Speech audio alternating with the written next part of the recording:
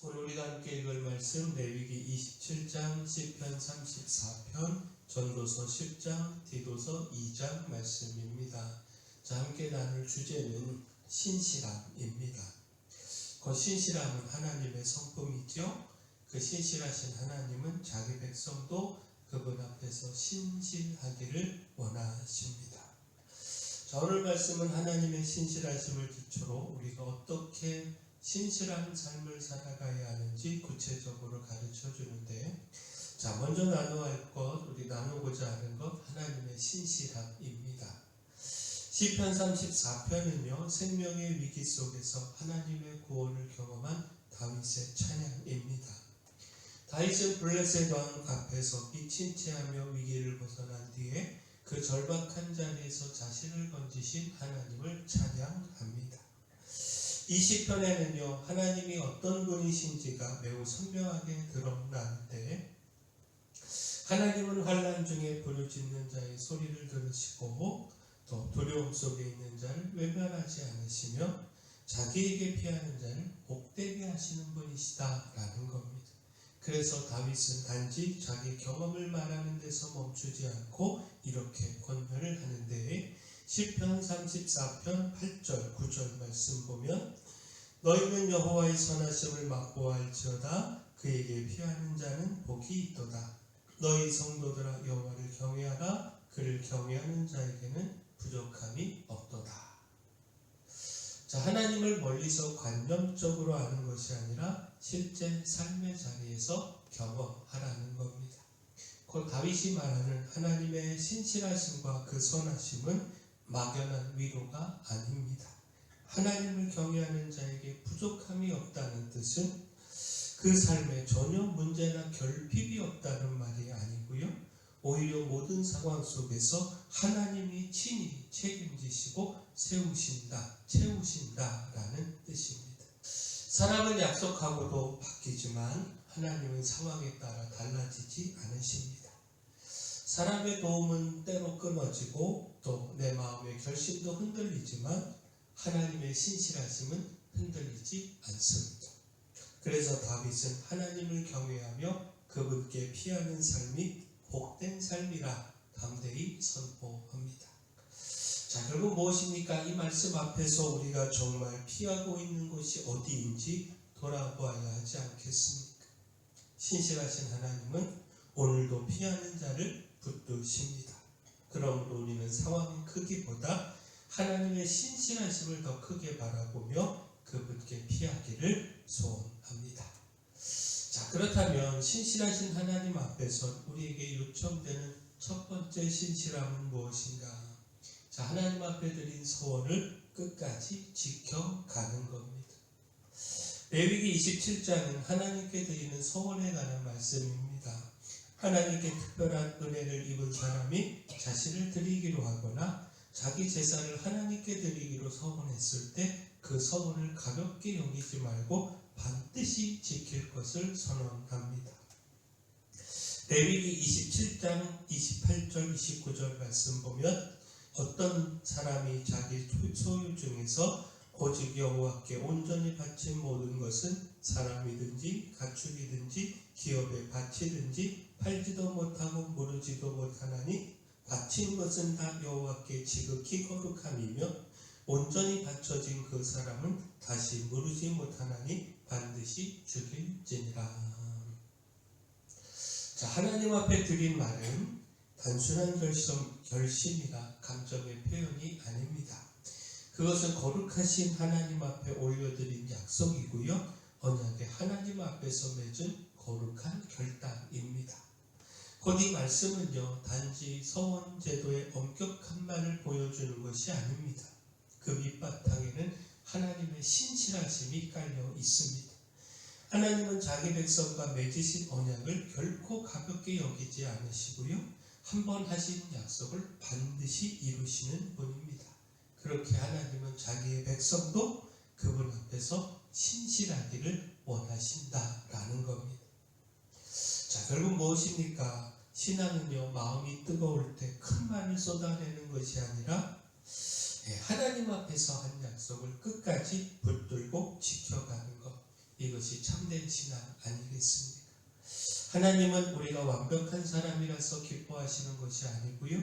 그분 앞에서 진실하고 신실하게 서려고 애쓰는 그 모습, 이 모습을 기뻐하십니다.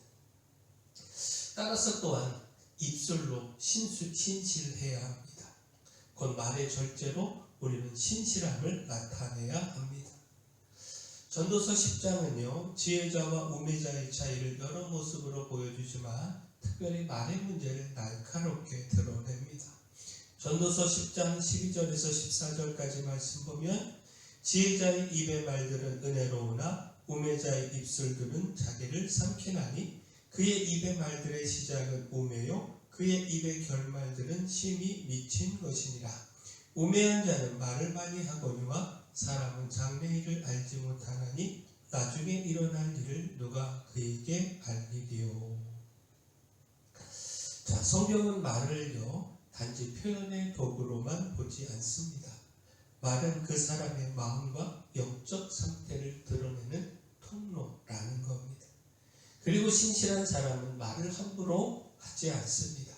그는 말을 많이 하는 사람이 아니라 해야 할 말을 바르게 하는 사람입니다.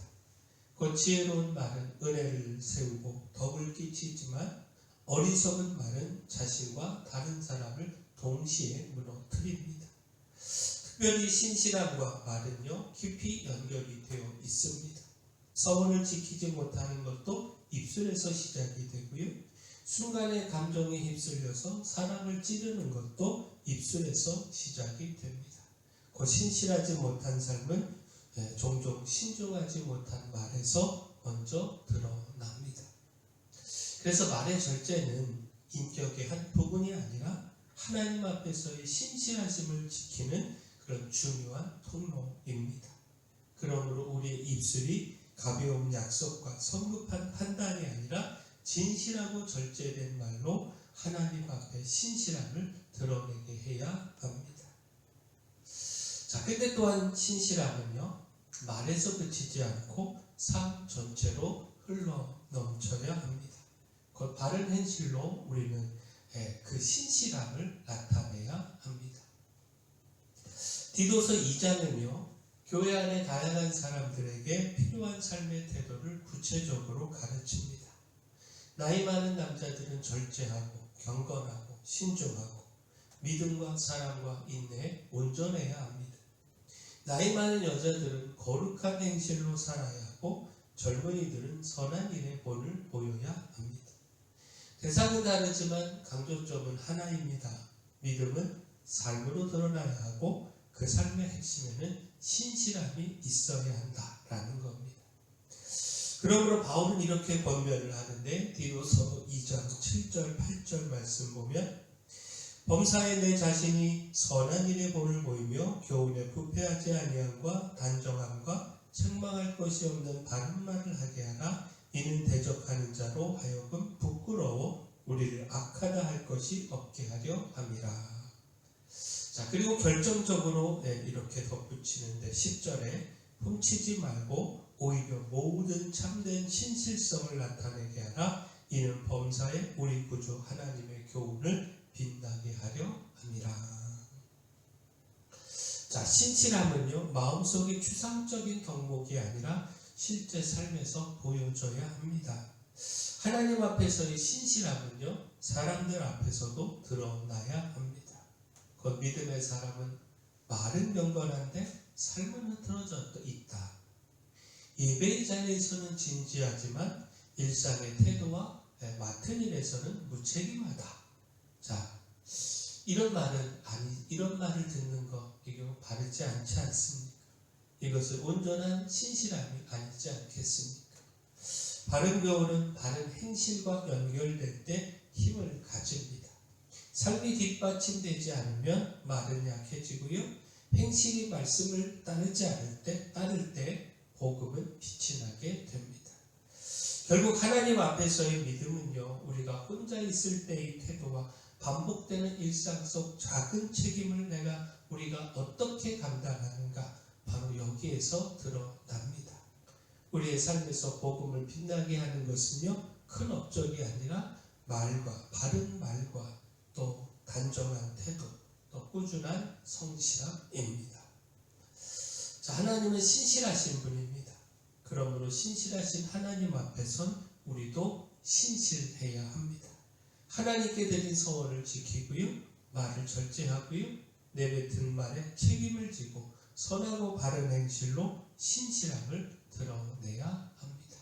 바라는 우리가 이렇게 신실하기를 소원합니다. 사랑의 주 하나님, 신실하신 하나님 앞에서 끝까지 신실하게 서는 사람이 되기를 소망합니다. 감정에 치우쳐서 함부로 말하거나 서운하지 않고 언제나 입술을 지키며 말에 책임지는 사람이 되게 하여 주시고, 선하고 바른 행실로 신실함을 드러내며 함께하는 사람들 앞에서도 본이 되는 삶을 살게 하여 주시옵소서.